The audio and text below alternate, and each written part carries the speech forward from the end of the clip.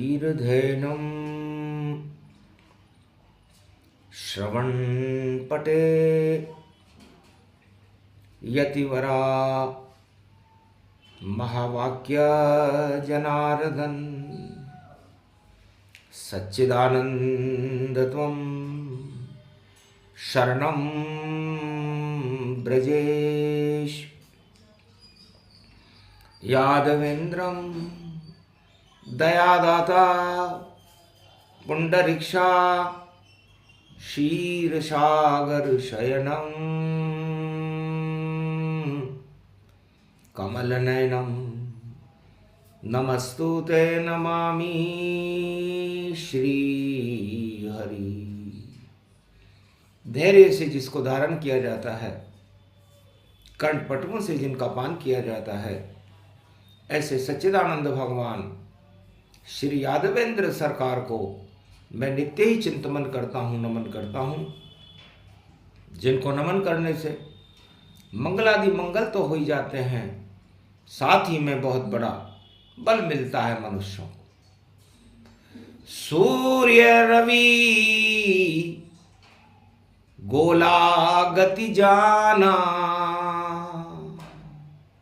ओमकार इसको ही माना।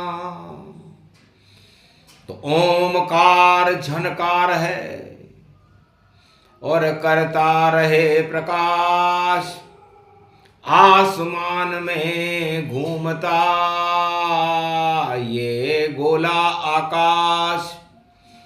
6 महीने रहे मकर में, 6 महीने ये कर्क में जान, और 365 दिन तक घूमे पृथ्वी पर सूरज भगवान। जहां जहां सूरज जावे वहां हटते हैं अंधकार, और प्रकाश की गरिमा फैले और होए पाप का नाश। ओमकार की शक्ति है और निराकार की ज्योति, और ऐसी शक्ति है भारत में जो गीता ही होत। भगवान कृष्ण कहते हैं, अर्जुन, ज्ञान का भी सूर्य होता है, और ज्ञान का सूर्य आत्मा में प्रकाशमान रहता है, और आत्मा परमात्मा से प्रकाशमान रहती है। इसे गीता कहते हैं। और ये सूर्य प्रकृति से मिलकर के प्राणवायु का प्रसारण करता है, जिससे मृत्युलोक में जीवन होता है। तो मृत्युलोक का जीवन सत्ता नहीं, सुख नहीं, परिवार नहीं, धन नहीं, ये सारा संसार तो एक नश्वर है, और इस नश्वरता को ईश्वर का प्रकाश नष्ट कर देता। जिस तरह सूर्य और प्रकृति मिलकर, माया और ब्रह्म मिलकर के प्राणवायु का प्रसारण करते हैं, जिसे ऑक्सीजन कहते हैं। यदि प्रकृति न हो और सूर्य न हो तो प्राणवायु न हो, और प्राणवायु न हो तो जीवन ही न हो। तो इस मृत्युलोक में जीवन प्रकृति और ये सूर्य प्रदान करते हैं। सूर्य आत्मा के प्रकाश को कहते हैं। तो है अर्जुन, तेरी आत्मा में और तुम्हारे परिवार की आत्माओं में इस समय अंधकार छाया हुआ है, ग्रहण लगा हुआ है, सत्ता रूपी ग्रहण है। राहु केतु जान, और पूरा ही परिवार फंसा है। अर्जुन बोले भगवान, कौरव फंस गए, पांडव फंस गए। लगा ग्रहण जब योग, सत्ता है कुरुक्षेत्र की और ग्रहण रूप ये योग। तो कौरव वंश का साम्राज्य है इस भारत में द्वापर युग में, और उस पर ग्रहण लगा हुआ है। लोभ पिपासा सत्ता की, और देखो ग्रहण लगाती है। और जब जब मोह होए सिंहासन अंधकार फैलाती है। जब राजाओं को सत्ता का मोह होता है, परिवार का मोह होता है, धन का मोह होता है, राजपाट करने का मोह होता है, साम्राज्य फैलाने का मोह होता है, तो समझ लेना चाहिए कि उस सम्राट के जीवन में अंधेरे का प्रकाश, अंधकार का डंका बज रहा है और लंका जलने वाली है, युग कोई सा भी हो। हिरण्याकश्यप जल गया, जली रावण सरकार, धृतराष्ट्र कौरव जले, कलयुग सब बेकार।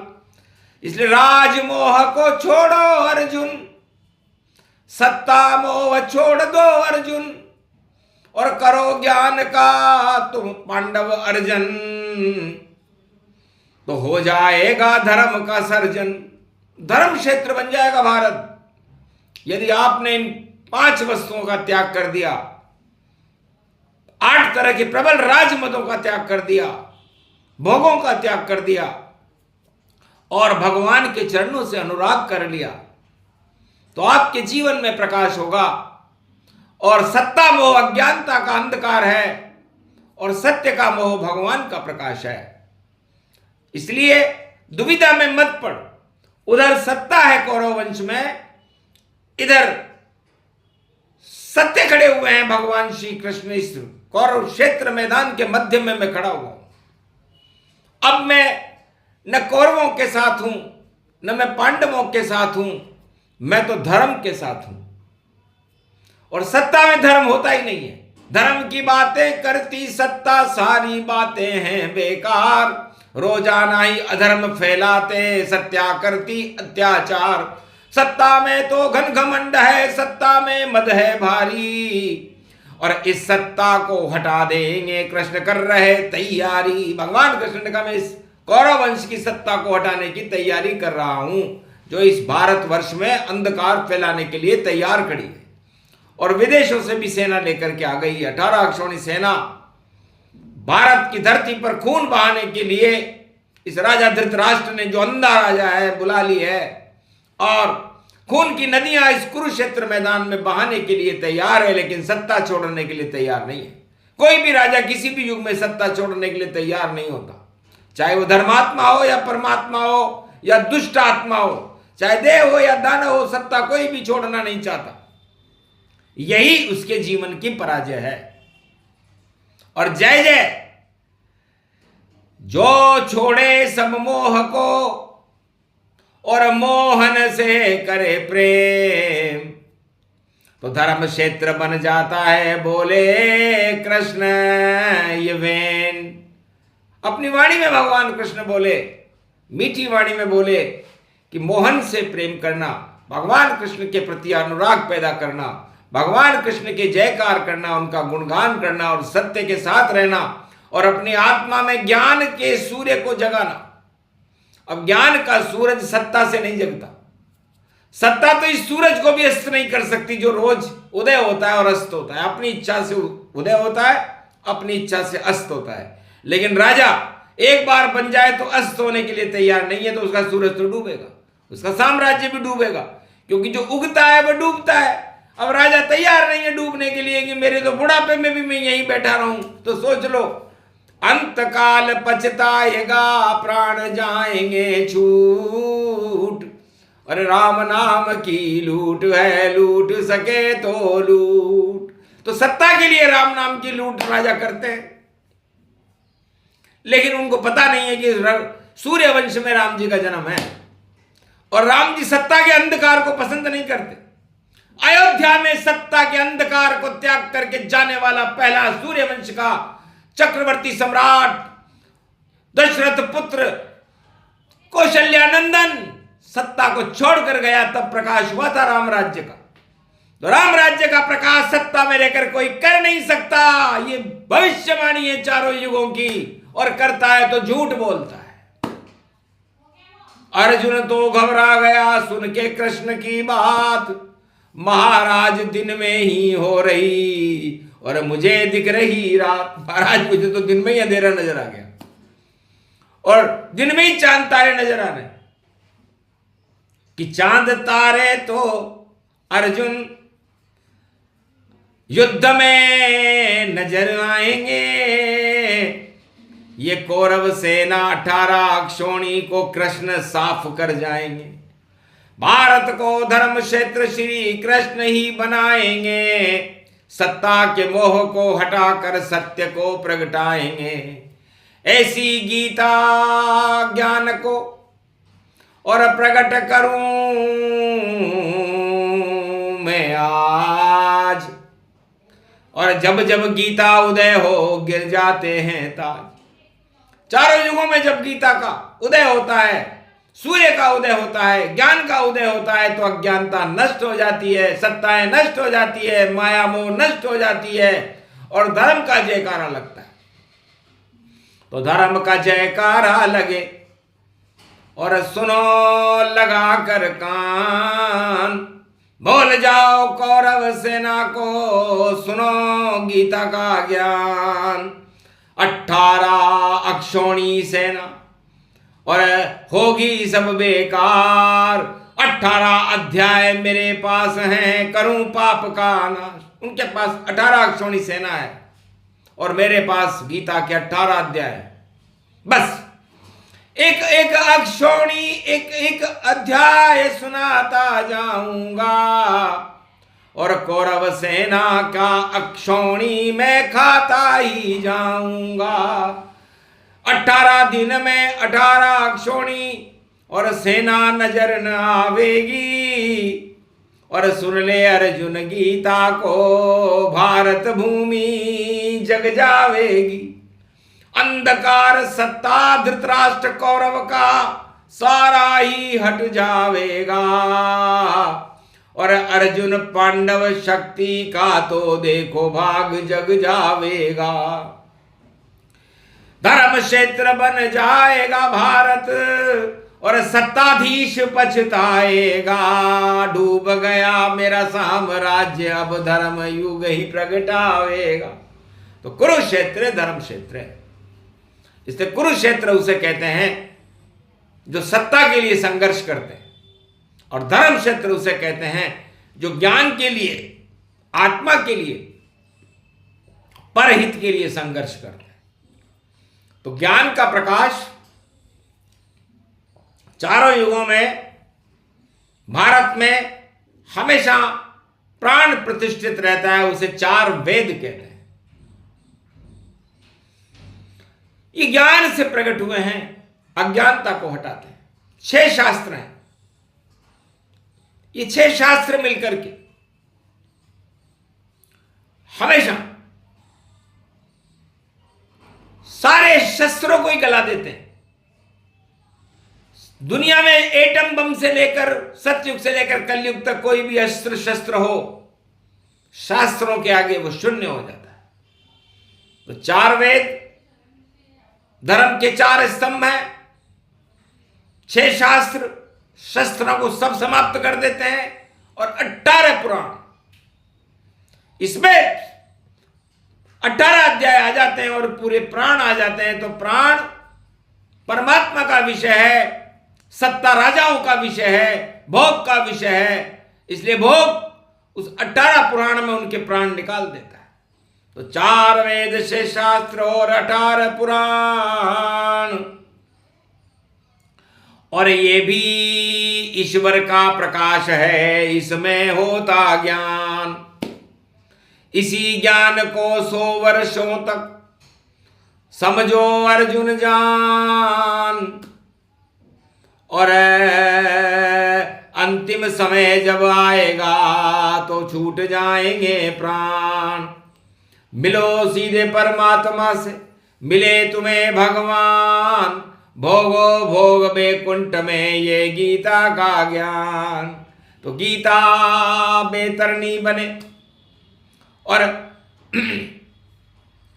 सत्ता सब बेकार। डूब जाती है नाव सत्ता की और होती उनकी हार। जीत जाता है सत्य, यहां पर सत्य का यही प्रमाण। अर्जुन कुरुक्षेत्र मैदान में मैं सुना रहा हूं गीता ज्ञान। तो गीता का ज्ञान अमृत है, अमृत है। और ये अमृत, इस अमृत को ये आत्मा पान करती है। आत्मा भोगों का पान नहीं करती, सत्ता का पान नहीं करती, वो तो सत्य का पान करती है। तो सत्य का पान इस जीवन में जो आत्मा अपने आत्मा को सत्य का पान करा देती है, उसे भगवान मिल जाते हैं। और जो इन अमृत पान से दूर रहता है, उसे सत्ता मिल जाती है और नरक लोक में जाते हैं वो राजा। किसी भी देश के हों, किसी भी युग के हों, कितने भी पुण्य आत्मा हो, लेकिन कर्म प्रधान विश्व करी राखा और धर्म नहीं सत्ता ने चाखा। तो धर्म नीति और राजनीति अलग अलग होती है। धर्म नीति में धर्म सम्राट होते हैं और राजनीति में राज सम्राट होते हैं। और धर्म सम्राटों के चरणों में राज सम्राट पड़े रहते हैं, तब गीता का उदय होता है और सारी सत्ता के अंधकार हट करके ज्ञान का प्रकाश होकर के भगवान की प्राप्ति हो जाती है। यही सच्चा सुख है मृत्युलोक का, यही प्राणवायु है मृत्युलोक की। क्योंकि आपकी आत्मा को अजर अमर करना हो, अविनाशी करना हो, तो 4 वेद शेष 7 18 पुराण और धर्म की ध्वजा को उठाए रखो, भगवान को बुलाते रखो, भगवान का स्मरण करते रहो, तो भगवान आप पर कृपा करेंगे। और बाकी राजनेता क्या कृपा करेंगे, सत्ता क्या कृपा करेगी। कर्जे में डूबे राजा सब, सतयुग से कलयुग हो जाए, फिर भी कर्जा नहीं चुकता है, माथे पर कर्जा चढ़ जाए। कर्जा करके जो मरता है, सीधा नरक लोक में जाए। वाणी बोल रही कलयुग में, सुन लो राजा, और फिर पछताए। कर्मों की ये नीति दंड और कड़ा दंड पावे सत्ता, टूट जाता है सिंहासन का जब नहीं होता है हत्ता। तो सत्य का हत्ता नहीं हो तो सत्ता टूट जाती है, क्योंकि सत्ता तो एक भ्रम है, क्षणिक सुख है, भोग है, और भोग आत्मा को बर्बाद कर देते हैं, पतन के रास्ते पर ले जाती है सत्ता। सत्य कभी किसी भी आत्मा को पतन के मार्ग पर नहीं, सत्य के मार्ग पर ले जाकर, मोक्ष के मार्ग पर ले जाकर भगवान से मिलाता है। इसलिए गीता इसे ही कहते हैं। गीता के श्लोक पढ़ने से क्या होगा, गीता को तो जीवन में उतारने से होगा। गीता गूंगे का गुड़ है। जिस तरह गूंगा गुड़ खा करके बता नहीं सकता कि स्वाद कैसा है, वैसे ही आत्मा सत्य को प्राप्त करके और भगवान के दर्शन करके ये नहीं बता सकती कि भगवान कैसे है। बस यही गीता का सूक्ष्म प्रसंग विराम देते हैं। ये प्रसंग जो भी सुने, सत्य सत्ता का ज्ञान, सत्ता तो अज्ञान है, सत्य कृष्ण भगवान। बोलो जय श्री कृष्ण। आज के आनंद कीजिए।